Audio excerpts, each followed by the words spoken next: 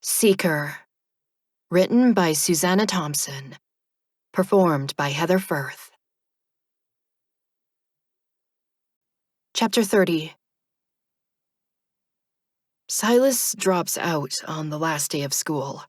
He relates to me how both the counselor and the principal tried to talk him out of it.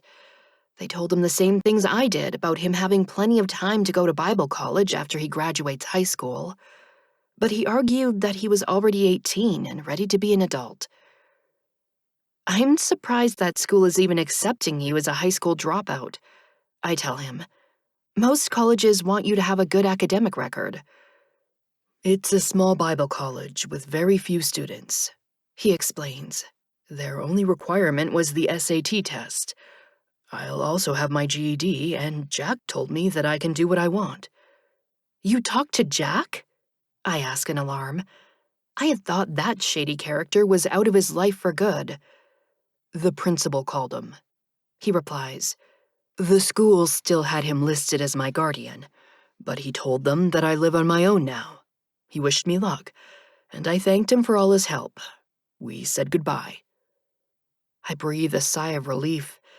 It sounds like Jack has completely cut ties with Silas, and that we won't have to worry about him anymore. He was a big help to Silas, but he always scared me.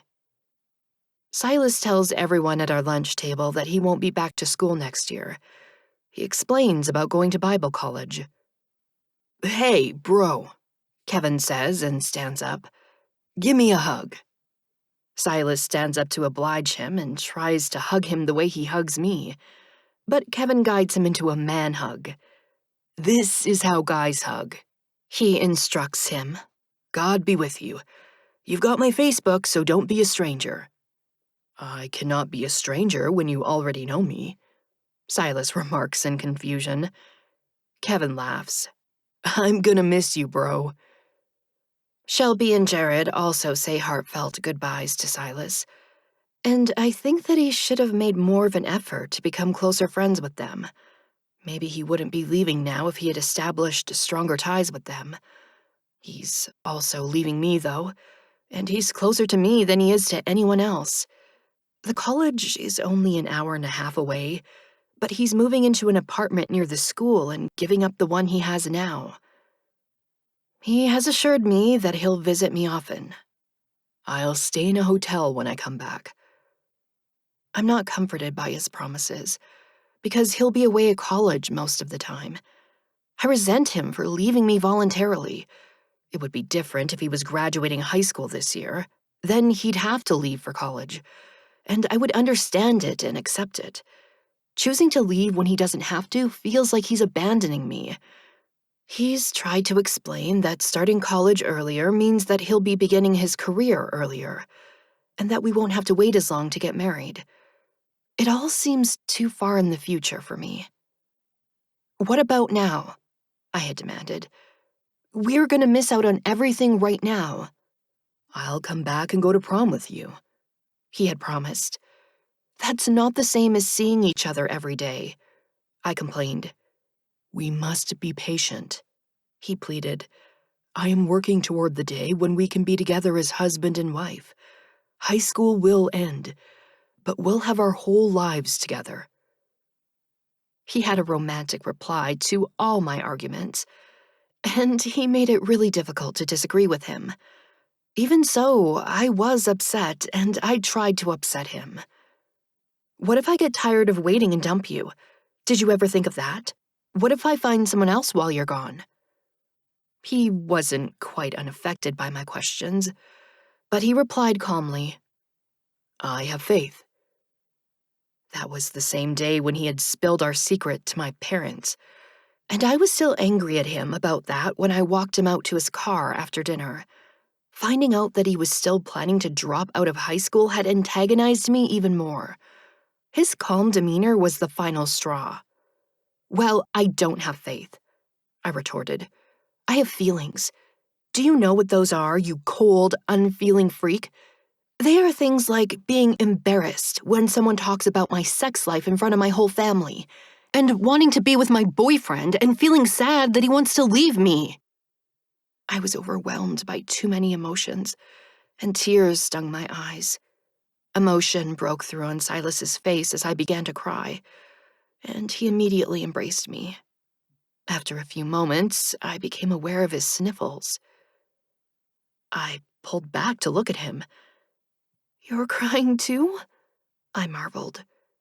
His face crumpled. "I don't want you to find someone else." He sobbed like a little kid. "Hey," I comforted him. "I didn't mean it. I was just mad, okay?" He hugged me again. "I love you, Mila," he declared tearfully. And I said it back to him because I was swept up in the emotion of the moment. "I love you too." I'm not sure if he even understands the concept of love, or if he just assumes that he loves me because we're a couple.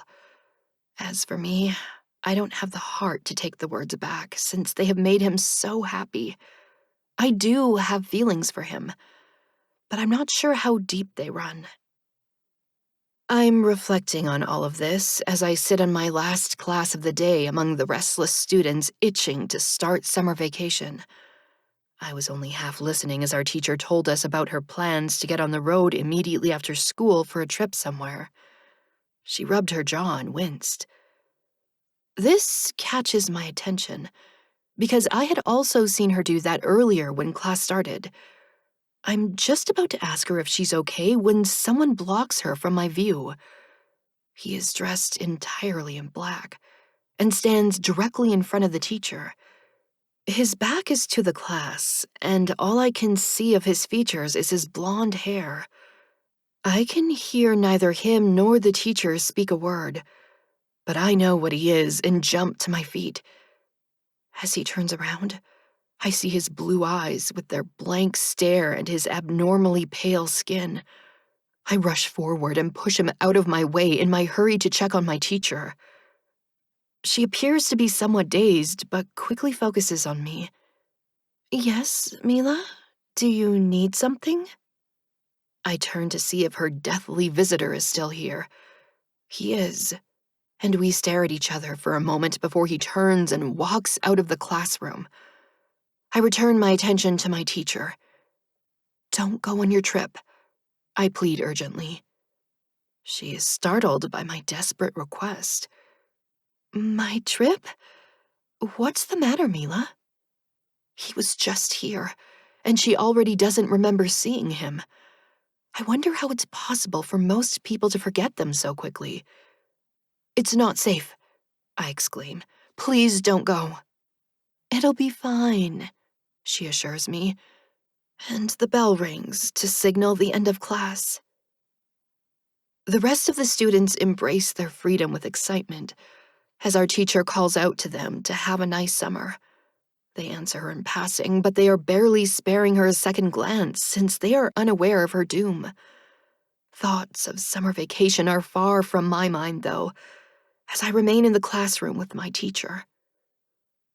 I'm still there when her handsome husband arrives to pick her up for their road trip and smiles at her. "Ready to go?" She is concerned about me, even as she speaks lightly. "Mila thinks we should postpone our trip." She gestures toward me. When I couldn't convince her to cancel her trip, I changed tactics and pleaded with her to postpone it for just one day. "It's too dangerous to go today," I tell him, knowing how ridiculous that sounds. "Just trust me on this, please." "Why not?" he states indifferently. "We can wait one more day." "Sure," she says and smiles at me. "We'll postpone it until tomorrow. Have a nice summer, Mila." I saw the look he gave her, signaling that she should just humor me to get rid of me, and I'm about to beg her again not to go on the trip right now. She collapses to the ground before I get a chance to speak. Her husband rushes toward her, and I use my phone to call for an ambulance, even as I know that it won't save her.